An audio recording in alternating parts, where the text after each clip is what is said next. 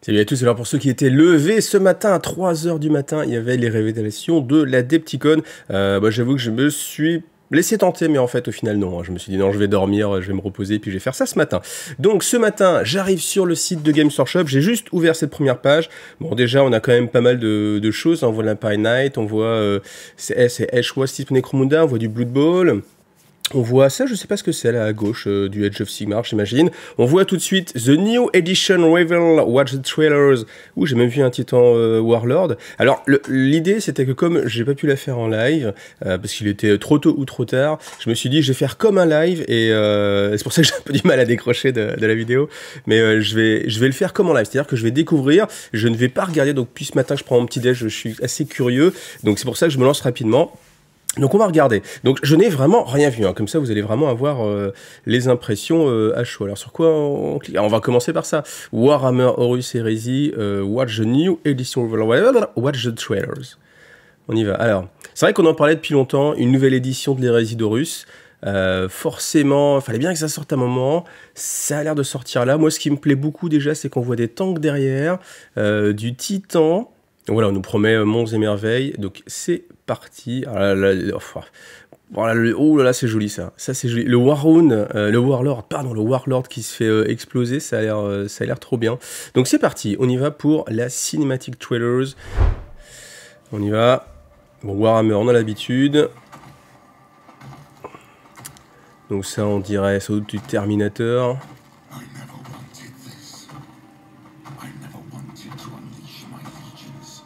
Donc là, hop, un petit Space Marine qui va essayer de se relever.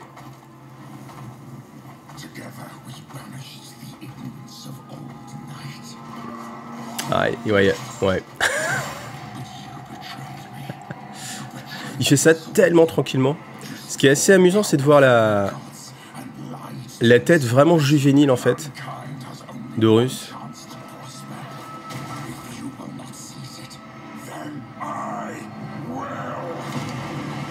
Oh, c'est beau, ça. Ah ouais. Bon, dès qu'il y a du titan, moi, ça me...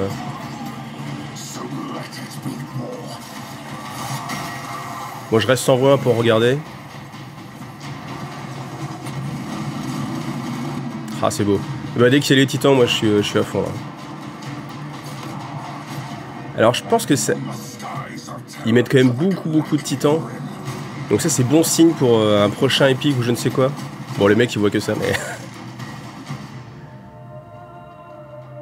Ça, c'est une superbe cinématique. Franchement, ils pourraient pas nous mettre ça pour Warhammer Community, là, sur Warhammer TV, un peu tout le temps, quoi. Ah, y a pas à dire. Dès qu'il y a du titan, moi, je suis à fond.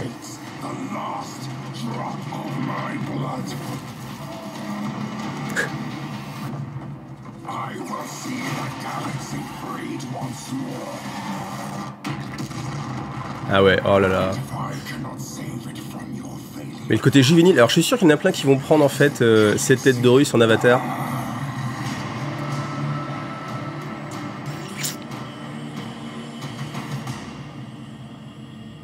Alors je vais être honnête, l'Horus Heresy, ça m'a vraiment intéressé historiquement parlant, mais après en termes de jeu, moi ça m'a jamais intéressé plus que ça, parce que c'était Space Marine contre Space Marine, et j'avoue que voilà, Space Marine contre Space Marine, déjà que je n'aimais pas les jouer à 40 000, alors c'était pour jouer que ça en Horus Heresy, voilà. Donc ça j'adore. Ah, le coup de lance a priori de croiseur qui dégomme le Warlord, c'est vraiment superbe. Mais en tout cas, ouais, moi la première chose que je retiens, deux choses que je retiens tout de suite, c'est vraiment le côté titanesque des combats qui est mis en avant. Donc je trouve ça presque assez étonnant parce qu'a priori The Horus Heresy ou la nouvelle version, ça va être justement porté sur une échelle de classique, hein, l'échelle des Space Marine qu'on a, l'échelle de Space Marine qui sont vendus par Forge World. Donc là, je trouve ça assez étonnant qu'ils mettent autant en avant le côté titanesque avec des titans. Alors peut-être que c'est pour appuyer Titanicus, Adeptus Titanicus. Donc pas beaucoup d'informations, si ce n'est qu'on aura bientôt plus d'informations avec des modèles, enfin des figurines qu'on n'a jamais vues encore et qui vont être révélées. Donc là, ils nous présentent bien sûr le nouveau logo qui était déjà sorti plus ou moins sur les persos, là je sais plus comment il s'appelle, Fafnir et le Zéphon. Donc voilà, vous avez les nouveaux Lego. Il n'y a plus qu'à attendre maintenant pour voir des nouvelles figurines. Et puis pour ce qui est des règles, on va rester sur une mécanique déjà bien huilée, donc il n'y a pas de changement d'échelle, parce que c'est vrai que moi dès que je vois des titans, je me pense tout de suite à du épique, non, il n'y a pas de changement d'échelle, mais voilà, c'est basé toujours sur la 7e édition, on aura bien sûr plus d'infos sur Warhammer Community. Et après, la deuxième chose, c'est vraiment Horus, comme ça a mis aussi en avant. Là, je pense que vous pouvez faire des captures d'écran et vous faire un bel avatar. Donc, moi, ça me... Alors, est-ce que ça me hype un peu? Oui, quand même un petit peu. Mais c'est surtout, en fait, pour toute la beauté, en fait, du monde. Et puis, le combat, enfin, les combats de titans, voilà, avec les Space Marines en dessous, c'est... Moi, je trouve ça vraiment splendide. Ça m'intéresse. Après, c'est vrai que retrouver de la V7 avec que du Space Marine, qui se tape dessus, ça va être un peu moins sexy. Par contre, jouer à des petits Titanicus, ouais, ça, carrément, je suis partant. Alors maintenant, chaque révélation en une seule page. On y va, on commence. Alors donc, on va couper ça. Voilà, donc ça c'est la rediffusion. Alors, qu'est-ce qu'ils nous mettent? Je lis un tout petit peu parce que je découvre vraiment.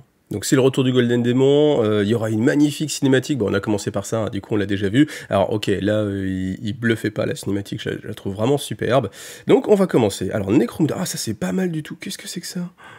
Super. Super, Necromunda, allez on commence par Ashut. Alors moi c'était un des trucs qui me hypait pas mal. Oh là, c'est superbe ça. Alors j'adore parce qu'en fait on est...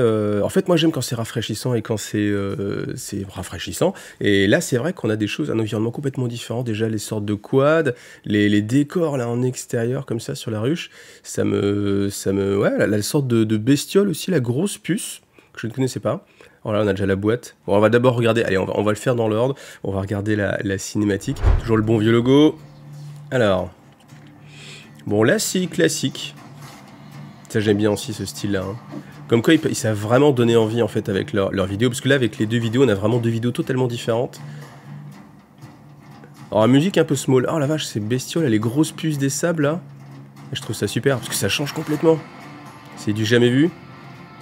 Enfin, moi, je sais pas si ça doit exister ou pas dans les sortes de quads, là. Oh, les super décors. Ou avec des passerelles et tout. Ok. Donc, il y a quand même des passerelles, forcément. On va voir tous les... Alors, bon, eux, les horlogues, voilà, c'est du déjà vu. Bon, par contre, bien sûr, évidemment, avec les quads, c'est beaucoup mieux. Mais alors, ouais, je sais plus comment ils s'appellent, la confrérie du sable, là, avec leurs grosses puces, là. Je trouve ça vraiment génial. Puis c'est un univers vraiment un peu décalé, on est un peu moins dans du classique SF. Voilà, c'est un SF un peu plus j'allais dire dark, mais c'est pas le mot dark. Vraiment le côté, voilà, les bestioles comme ça, moi ça me plaît bien. Voilà, pour le petit texte, ils nous disent maintenant c'est parti, on sort, vous allez devoir affronter les prédateurs extérieurs, les radiations bien sûr, hein, sur Necromunda qui vous grillent, et puis le vent et le sable. Alors, première image, est-ce que je peux la zoomer? Je peux pas la zoomer. Tout de suite, on va les découvrir. Alors, je viens de me rappeler que j'étais à fond en train de penser qu'on allait avoir un road train, et que là, en fait, il n'y a pas du tout de road train. Donc là, c'est, en fait, première déception, mais parce que je m'attendais vraiment à ça. Et j'avais fantasmé, en fait, sur ce road train. On ne l'a pas. Donc je suis forcément déçu. Alors après, cet habitat qui change un petit peu comme ça peut être pas mal. Alors après, faut voir la stabilité, là-dessus tu qui pense technique, parce qu'on a quand même une grande plateforme, assez lourde je pense par rapport aux pieds, donc à voir si ça va être bien stable. Après je pense qu'une fois qu'on les a reliées toutes entre elles, forcément ça va être plus stable. Je sais pas trop encore, je me prononce pas trop. Je pense que ça peut être sympa pour du Star Wars Legion, pardon. Je ne devais pas le dire, mais je pense que ça peut être sympa peut-être pour d'autres univers, pour du Mars Code Aurora. Non, fallait pas que je le dise non plus. Du coup, bon, ça va être sympa pour Necromunda en extérieur. Alors après, par contre, je trouve quand même que rien qu'avec cette boîte de base, ça manque quand même de couverts et de... Enfin... Les décors sont sympas, mais on est vraiment pas chargé. Donc je ne sais pas ce que vont donner les règles. Je pense pas qu'il y ait de modification drastique des règles. Alors, je pense que ça va être la même chose. Road Test Combat, blablabla, ouais, c'est toujours pareil. Bon voilà, ce qui va être intéressant, c'est d'avoir les figurines. On a le tapis carton qui va être pas mal. On va regarder les figurines, forcément. Donc, qu'est-ce qu'on a? On a les nomades des sables, c'est comme ça qu'on va les appeler. Alors, très chargé en détails. Ça, c'est le genre de figurine, c'est un peu comme le culte Mechanicus, ce genre de choses. C'est tellement bardé de détails que du coup, c'est un peu laborieux à peindre. Et encore une fois, moi, c'est le genre de figurines qui vont pas me donner envie de me lancer parce que, très honnêtement, je me dis, ça à peindre, ça va être galère. Et rien que le fait de se dire ça, déjà, ça met un petit taquet qui... Bon, après, ok, les socs, ça a l'air très facile à faire. Mais ça met un petit taquet qui peut être un peu moins engageant. Alors après, on a vraiment des figurines qui vont toutes être dans le même style, voilà, forcément. Elles sont pas très personnalisées, je trouve, en tout cas. Alors c'est peut-être pas le but du tout de la bande à rechercher, hein, au contraire, c'est qu'on ait vraiment l'impression qu'ils soient tous identiques, qu'on puisse pas vraiment les différencier. Je trouve quand même que c'est assez chargé. Alors ça, c'est celui qu'on avait vu, je crois, si je dis pas de bêtises, moi je crois que c'est celui qu'on avait vu. Voilà, les autres sont dans le même style, avec leurs armes un petit peu particulières. Alors, ils doivent galérer pour, pour courir ou quoi que ce soit. La petite, la petite plaque de protection, voilà. Tac, il faut que le mec vise bien au centre hein, quand même, hein, sinon ça va pas être terrible. Bon voilà, je suis ouais, mitigé, ok, ça m'emballe pas plus que ça, il y a beaucoup de détails, donc certes c'est sympathique parce que c'est très détaillé, mais après, voilà, à peindre c'est quand même beaucoup de boulot, voilà, on va regarder les autres. Alors ça c'est sympa par contre, donc plus classique pour les horloges forcément, mais avec des véhicules super bien. Alors ça je suis sûr que ça va pouvoir être réutilisé par le culte Steeler, c'est vraiment mignon, j'aime bien, voilà, avec le petit harpon, comme ça. Voilà, est-ce que de là, imaginer, ah, j'aime bien le gars là, avec la grosse barbe, les lunettes. Alors ça fait très. Puis là, le flingue rangé sur le côté. Ça fait très bon vieux motard Harley Davidson Power, ou, etc. Sauf le guidon. Un guidon en fait, t'as un peu l'impression que c'est le mec avec sa Harley qui a un guidon de vélo, de vélo cross. Mais bon, voilà, c'est pas mal.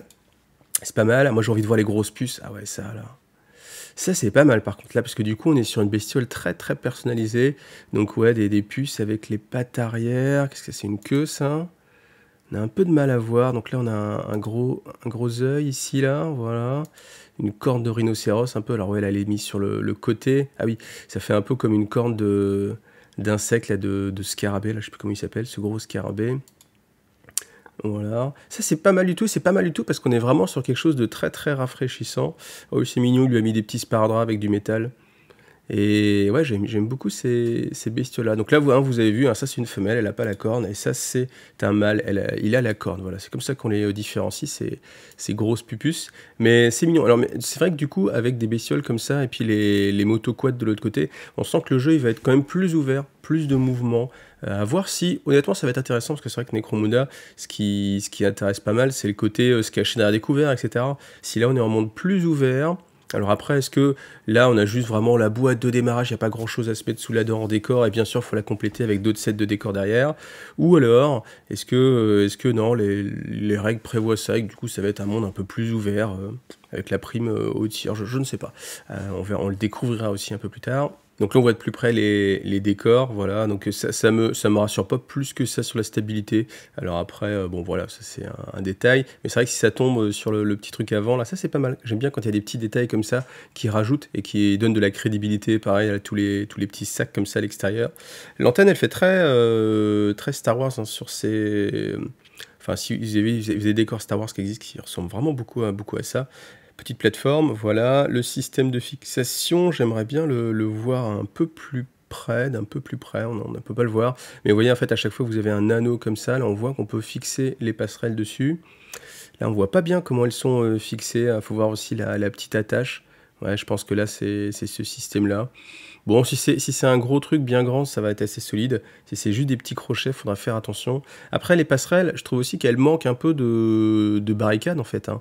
Là, s'il y avait des barricades partout, ce serait peut-être un petit peu plus sexy, mais ils ont été assez peu généreux hein, sur ces barricades. Je trouve ça d'ailleurs dommage, parce que le fait d'en mettre que juste là, comme ça laisse sous-entendre que ça aurait pu être... Il aurait pu en avoir plusieurs.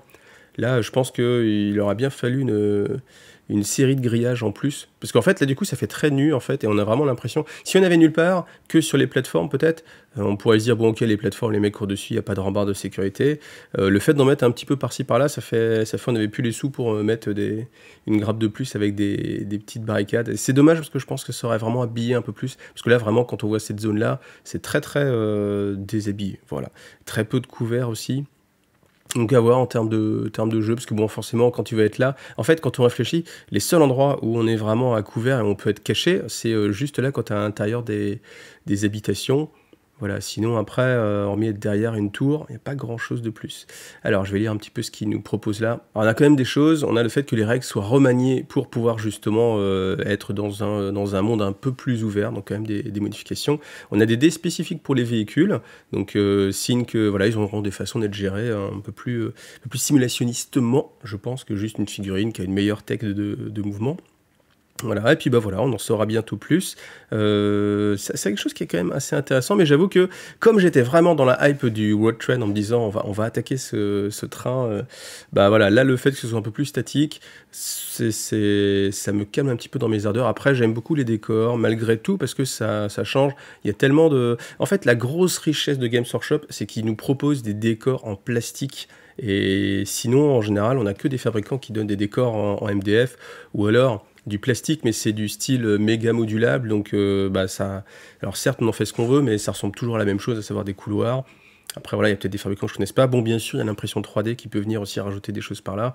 Mais l'avantage de chez Game, c'est que bon, on a des vrais décors bien solides. Alors, ils ont un prix, mais ils sont quand même super détaillés par rapport à du MDF. On ne pourra jamais rivaliser en termes de détails. Hein. Vous voyez, rien qu'un grillage comme ça, ou là, les petits sacs de provisions. Ça, voilà, c'est vraiment le gros avantage. Donc, rien que pour ça, moi, je trouve ça pas mal. Mais mitigé, parce que j'ai pas mon Road Train. Alors, ensuite, on continue avec Arrow Deep. Donc, Arrow Deep, ça me branche pas mal. Parce que depuis que j'ai refait mes parties, je vous l'ai dit, je suis vraiment retombé sur le charme. Donc, allez, It's Alive, a New Warband. Allez, on va juste avoir une nouvelle Warband, mais elle a l'air pas mal. Alors, même si là, le gars, là, pour donner ses ordres, ça va être un petit peu compliqué. Il a des mains sur les côtés. Ah, on est vraiment dans le trip Frankenstein. On va voir ça ensemble. Alors... Arrow Deep, très joli, c'est bleu, c'est normal, c'est beau. Ah ouais, je m'y attendais pas là. Ah ouais, c'est les zombies de... C'est les zombies de... Comment ça s'appelle? De Warhammer Quest? Non. Si, Warhammer Quest. Enfin, City machin là qui va revenir. En mode un peu... Qu'est-ce qu'il fait? Friendly minion, tech and enemy fighter, peut-être auto-faction, un truc comme ça. C'est assez étrange. Ouais, je m'attendais pas à ça en fait. Là c'est pareil, j'étais pris par surprise. Je m'attendais pas du tout à ça. Ouais, je m'attendais vraiment à du délire un petit peu à la Frankenstein. Mais là, c'est matiné de... Voilà, alors forcément, toujours on cherche à retrouver ces références. Là, avec le grand casque, enfin le grand casque, la collerette immense, ça me fait penser tout de suite au Cult Stealer. Donc là, on a un côté Cult Stealer, on a une collection de mains sur les côtés. On a un bâton en bois, donc vraiment très archaïque, mais quand même avec cet appareil ésotérique, sans doute pour pouvoir contrôler un petit peu les zombies à côté. Mais... Alors quand j'avais vu lui, j'avais moins le côté vraiment zombie, enfin là le côté zombie, mais ce que je veux dire c'est que ça me faisait moins penser à ceux de Curse City en fait. Et en fait quand j'ai vu lui par exemple là, on a vraiment les persos de Curse City, zombifié, mais en même temps, sachant que ça, c'est déjà du squelette. Là, en fait, vous voyez, sur celui-ci, là, c'est celui-ci qui me désappointe un peu plus, parce que, en fait, on a une surdose de zombicitude, c'est-à-dire que, de base, c'est des zombies, donc ça, on a l'habitude, et en fait, on rajoute le côté un peu... En fait, c'est comme si on essayait de réanimer un zombie qui était un zombie, donc de base, qui était déjà réanimé. Donc c'était un mort vivant, quoi. Vous voyez, il y a cette notion-là de faire une surcouche. On a l'habitude de voir ces figures en tant que zombies. En fait, c'est ça le problème, c'est que moi, j'ai l'habitude, on enlève les sortes de bobines Tesla qu'il y a derrière. C'est un zombie, donc ok, t'as compris, c'est un zombie. Le fait de rajouter ça, c'est censé pour moi, en termes d'imagerie, rajouter un côté, la bestiole a été réanimée ou contrôlée, etc. Alors, peut-être que c'est une façon, je sais pas, pour quelqu'un d'autre qu'un nécromant, de contrôler par la science, en fait, des zombies, peut-être. Mais... Alors... En fait, la simplicité... En fait, je suis un peu désarçonné par la simplicité des figurines. Là, on a vraiment le zombie extrêmement simple, avec vraiment que de la peau, là un gourdin en bois, et puis la cordelette. Et puis quand même, cet appareillage un peu ésotérique, mécanique, mais très très simple, pas grand-chose. Enfin, Là, celle-ci, en fait, j'aime pas trop cette alliance entre les deux, parce que là, on a vraiment l'impression, on prend un zombie. Lui, en fait, ils ont pris la meilleure, je pense, parce que lui, quand même, il est beaucoup plus travaillé, avec son gros bras, voilà, on voit qu'il y a eu pas mal de modifications, on a pris un bras de, je sais pas quoi, d'ogre, ou quoi qu'est-ce, et puis on l'a boosté, on a boosté son bras, voilà, là, on sent la bestiole. Ici, là, on a quand même l'impression qu'on a un zombie avec un backpack collé dans le dos. Je sais pas ce que vous en pensez, mais moi j'ai cette impression-là. Et c'est vrai que ça m'attire un peu moins. Et puis là, ouais, le garde sépulcral, typiquement, c'est pas un garde sépulcral, mais vous voyez, enfin, vous retrouvez en fait les. Ouais, remis. Alors si, en fait, il a de la peau. Contrairement aux squelettes de Curse City qui n'ont pas de peau. Donc voilà, c'est ça la petite différence. Mais ouais, je sais pas, c'est. Mitigé, au final, mitigé, un peu déçu en fait. Voilà, alors je vous l'ai dit, hein, je découvre en même temps. Après, on peut regarder un peu ouais, un sort qui permet de faire une activation multiple. C'est assez pas mal parce que si on fait une attaque, si on s'est bien placé, ça peut être assez intéressant. Donc, bon, voilà, à voir. J'avoue que je suis moins emballé. Là, la première figurine, elle me vendait un peu plus du rêve. Et puis après, la suite de la bande, là, un petit peu moins emballé, mais bon, c'est pas grave, il y a tellement de bandes en même temps, Warhammer Underworld. Alors, si on descend, on a du nouvel Armigeur. Bah ouais, forcément, c'est vrai qu'on avait les... Ah, mais je pense qu'il va peut-être y avoir encore autre chose, hein, parce que ce qu'on avait vu, ça me paraissait quand même plus gros que juste un Armigeur. Mais voilà, c'est vrai que forcément, on avait les Imperial Knight pour... Enfin, version chaotique, donc c'est normal qu'on ait aussi maintenant les Armigeurs. Il est pas mal avec son petit missile en plus, les grosses griffes, on va voir ça. Ah ouais, si, quand même, hein, on va quand même avoir autre chose, hein, parce que là, c'est un Chaos Knight, mais avec voilà, les défenses en plus, le bras, voilà, l'arme en plus. On va aller regarder ce qu'il y a. Allez, c'est parti, Ah non, je rirai pas. On se met la vidéo directement pour le faire dans l'ordre. Alors, bon, on sait déjà que ça enverra moins du lourd que Horus Heresy, c'est certain. Alors, on a un autre style, un peu plus dessiné. Voilà. Ah, ça c'est joli. Ça c'est de l'Imperial Knight classique. Alors, est-ce qu'il va être corrompu directement? En direct, devant cette foule ébahie? Ah, ça c'est pas mal. Mais c'est ce qu'on voyait avec le petit fascicule là, qui flottait, où c'était venez assister au lancement de nos nobles qui partent en guerre. Je trouve que ça va mal se terminer pour lui. Hein. En fait, ce qui est triste, c'est que là, on est spoilé en fait parce qu'on sait que ça va être chaotique. Ou alors, c'est son passé. Au fur et à mesure dans la guerre, il va être transformé. Mais on sent que ça va mal se terminer pour lui. Ouais. Bon. Voilà, là, il est sur le blason. Ça va, il aurait pu être plus écorché. Hein. Ah, on a des petites bébêtes, là, les petits vautours, c'est assez mignon, ça. Donc, un nouveau... Alors, je crois que c'est un canon qui vient de l'Horus Heresy aussi, ça. Hein. Je sais pas comment il s'appelle. Les petits vautours. C'est pas mal, c'est pas mal. En plus, ça fait du choix maintenant, hein, parce que du coup, on a plusieurs styles, justement, de Chaos Knight. Ah, avec la queue, ça, c'est super. Ça ressemble à des... Pareil, dans le Résidorus, là, il y avait des titans Warlords comme ça, les premiers Warlords il y a longtemps. Le Armigeur, il est pas mal aussi, là. Hein. Ah, il a une bonne tête. Il a une bonne tête que j'aime bien. Hein. Ça, c'est pas mal parce que du coup, il y a deux modes, en fait, pour pour les Chaos Knight classiques. Alors, ils n'ont pas encore les très très gros. Enfin, les Valiant, je crois, etc. Il faudra les convertir. Après, je me dis, ça se trouve même, il y a des bits qui peuvent permettre facilement de les convertir. Donc, le Armigeur, voilà, avec des griffouilles, des petites chaînettes. Ah, les pattes aussi, là, vous voyez, là. Les pattes, elles sont beaucoup plus travaillées. Tête un peu bestiole. Franchement, il est très réussi, je trouve, le Armigeur, avec une bonne arme de corps à corps aussi. Alors franchement c'est pas mal en fait, avec les petits vautours qui tournent autour. Alors le problème, c'est que souvent sur des choses comme ça qui sont très narratives, des figurines très narratives, c'est que quand vous en achetez deux, eh ben faut tout virer parce que si on voit les mêmes oiseaux dans les mêmes postures sur les deux Chaos Knight, c'est difficile. Alors le bras là, je trouve que la fixation là, elle est un petit peu étrange. Je pense que ça aurait été peut-être un peu plus sympa de soit le mettre un peu plus loin avec le fouet. Voilà.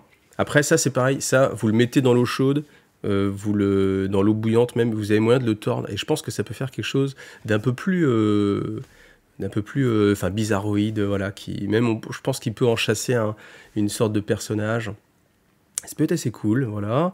La queue aussi, j'aime bien. Alors, je sais pas s'il va y avoir des règles, une règle qui permettrait de... Je vais lire un petit peu quand même juste après pour faire un petit résumé, au cas où il y aurait l'information. Mais s'il peut mettre une attaque de queue en plus, ce serait toujours ça de prix, hein. Donc du coup, on a les noms. Le petit Armigeur, il s'appelle le Carnivore, voilà, vraiment spécialisé pour le corps à corps, hein. On l'a vu avec sa griffe et sa grosse tronçonneuse. Et l'autre, c'est l'Abominante. Et en fait, s'il fallait lire, parce que ce qu'on apprend, c'est que ça va être un psycheur. Donc du coup, on va avoir une phase psychique avec les Chaos Knight, ce qui est plutôt pas mal, hein. C'est bien pensé, parce que forcément, il n'y a pas de raison qu'il ne l'ait pas. Franchement, là, c'est triste, parce que c'est ça la force de Games Workshop, c'est que ça donne envie, en fait. Et là, franchement, rien que ça, là je me suis imaginé, je me suis dit, ah ouais, carrément. Parce qu'en fait, j'aime bien les Imperial Knight, enfin les Knights, quoi qu'il arrive. Et ce que j'aime beaucoup avec ceux du chaos, c'est déjà le côté, les cheminées là sur les côtés, qui changent un petit peu du côté très lisse qu'on a chez les Impériales. Et surtout la double, enfin ça, c'est les chevilles là, comme ça, avec cette façon de donner voilà, les genoux en fait.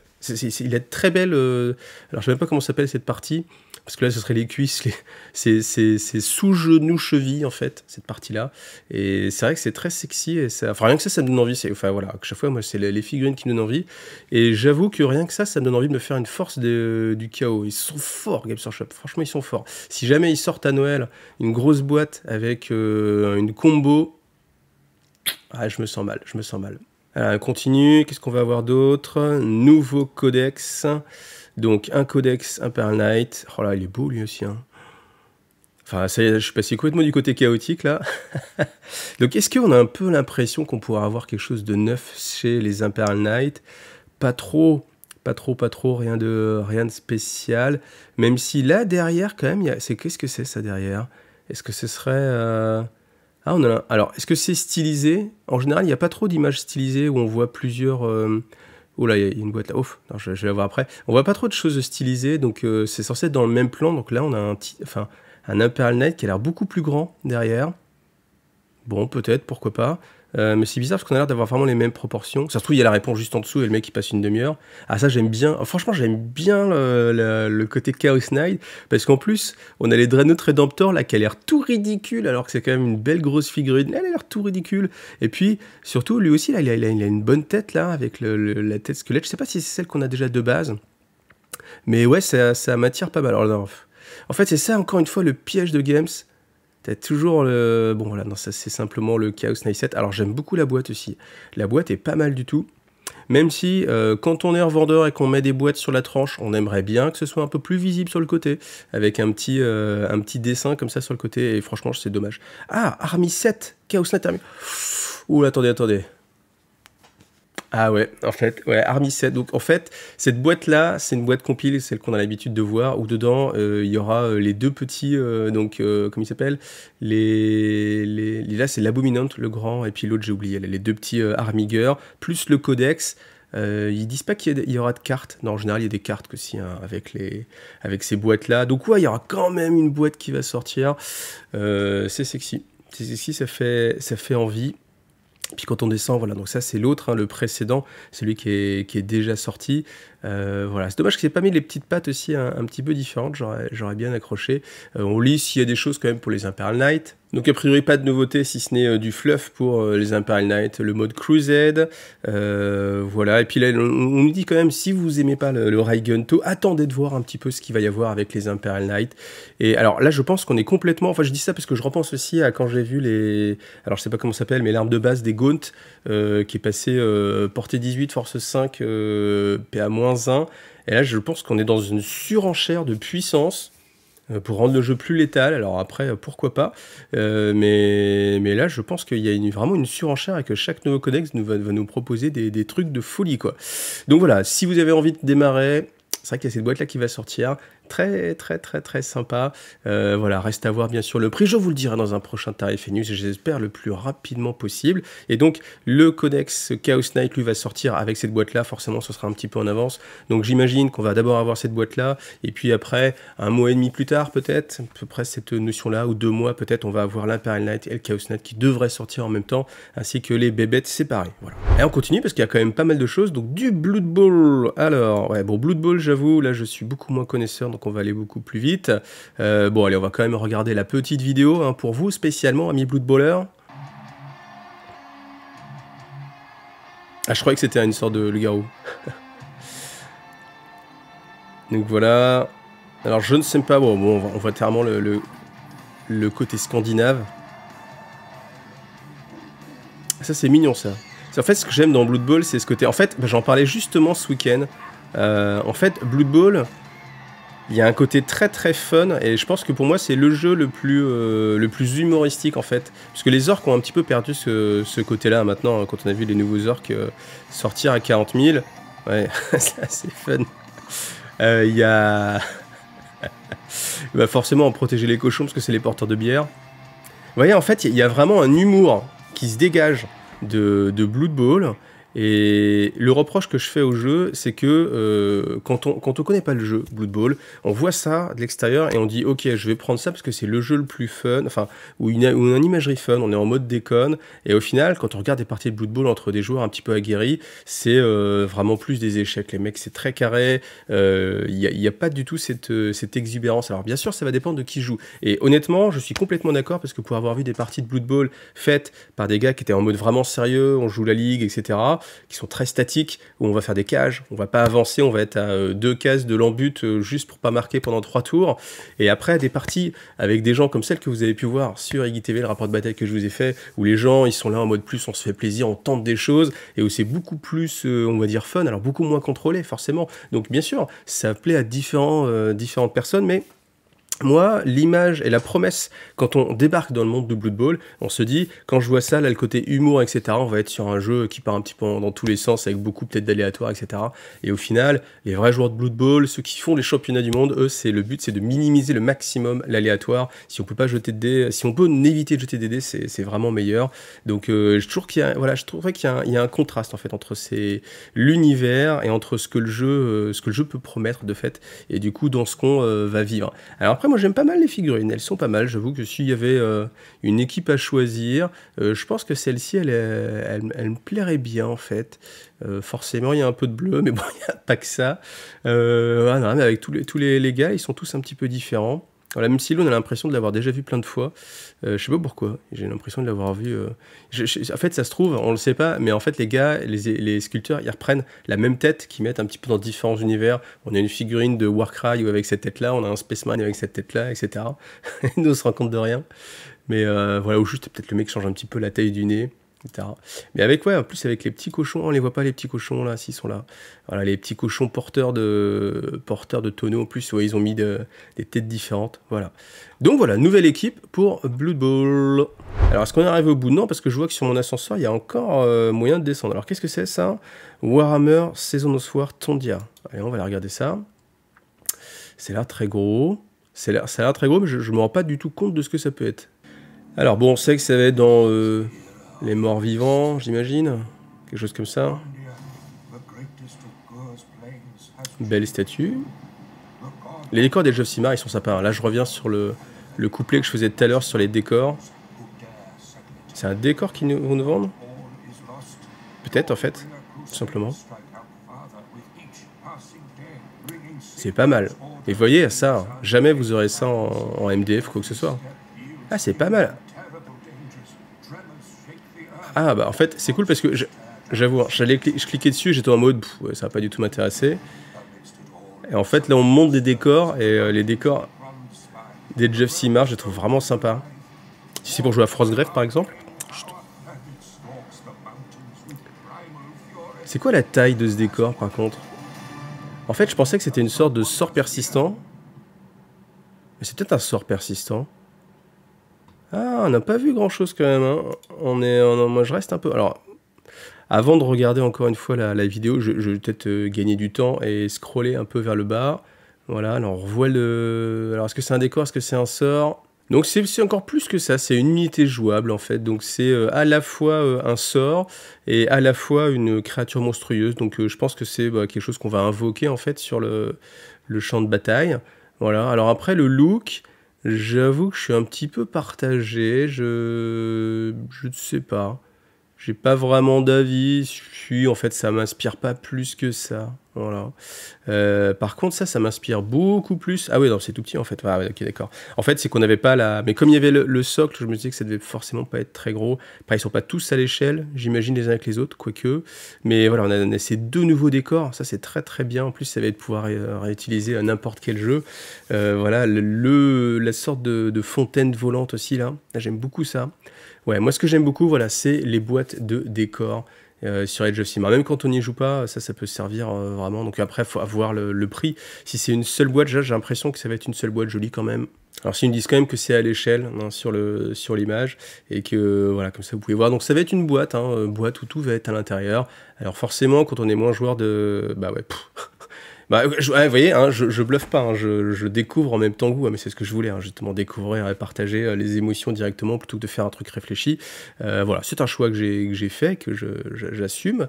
Voilà, c'est pas mal, moi j'aime bien ce petit décor-là. C'est vrai qu'après, dommage, parce que bon, c'est là où les sites de vente de bits, ça va être intéressant, parce qu'on va pouvoir récupérer les petites choses qui nous intéressent sans pour autant se prendre ce monstre qui va pas forcément pouvoir être réutilisé facilement. Voilà. Mais c'est plutôt une bonne surprise. C'est une bonne surprise parce que sur quelque chose où, a priori, voilà, moi je suis pas joueur à Age of Sigmar, je me disais, bon voilà, ça va pas m'intéresser plus que ça. On est quand même sur quelque chose où je me dis, tiens, je récupérerais bien ce décor-là. La fontaine, elle est vraiment sympathique. Alors, on n'est toujours pas arrivé en bas de la page.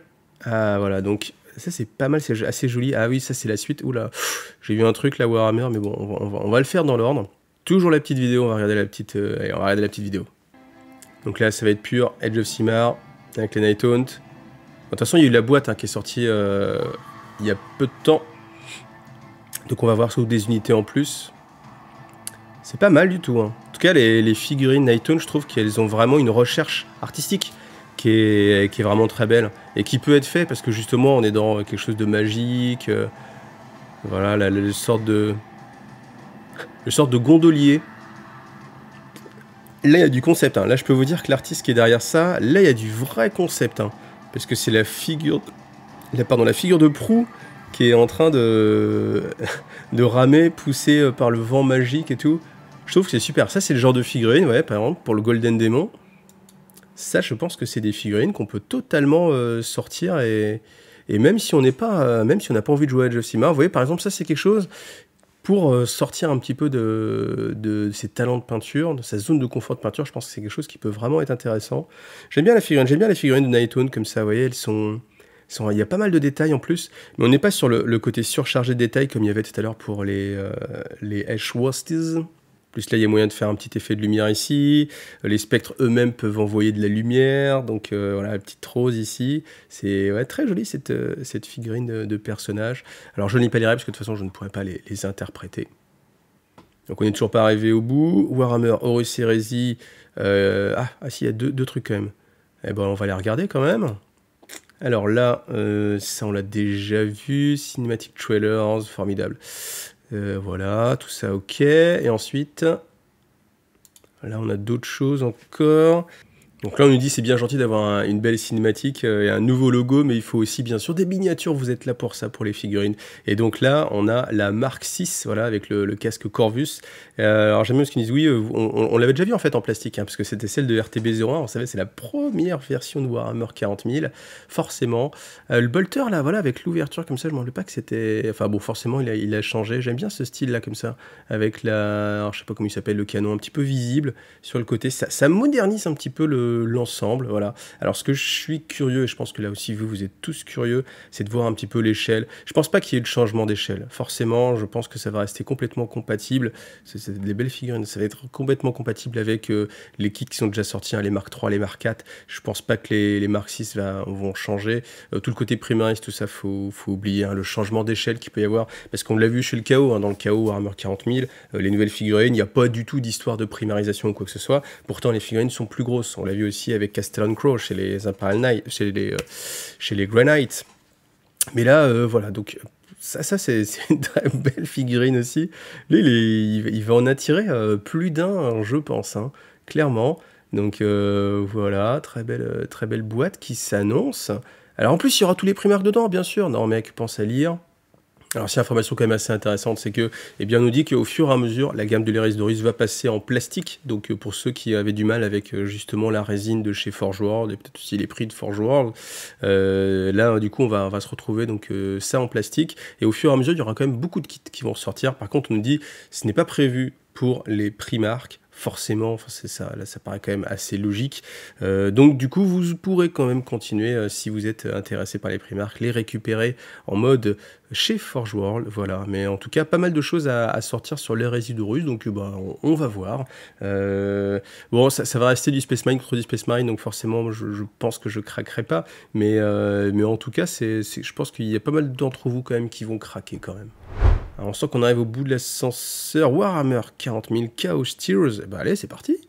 En tout cas, avant d'aller voir quoi qui est le plus, je trouve que quand même là, la promesse, elle est tenue. Parce que c'est vrai qu'à chaque fois, il nous la joue Games Workshop en mode « Bon, on vous fait la promesse, les révélations vont être dantesques, c'est incroyable, ne la loupez pas. » Et le nombre de fois où tu regardes et tu fais « Ouais, super, il n'y avait rien. » Là, je trouve que la promesse est tenue, donc c'est bien, parce que moi, j'étais assez confiant. Je me disais « Allez, j'ai envie de croire quand même que ça va envoyer du lourd. » Et là, je trouve que c'est quand même pas mal. Il y a vraiment beaucoup de révélations. Donc voilà, on va continuer avec ça. Hein. Donc c'est pour le chaos. Qu'est-ce qu'on va avoir? Warhammer 40 000. Légionnaire. Ah, qu'est-ce qu'on regarde? Le nombre de points de vie.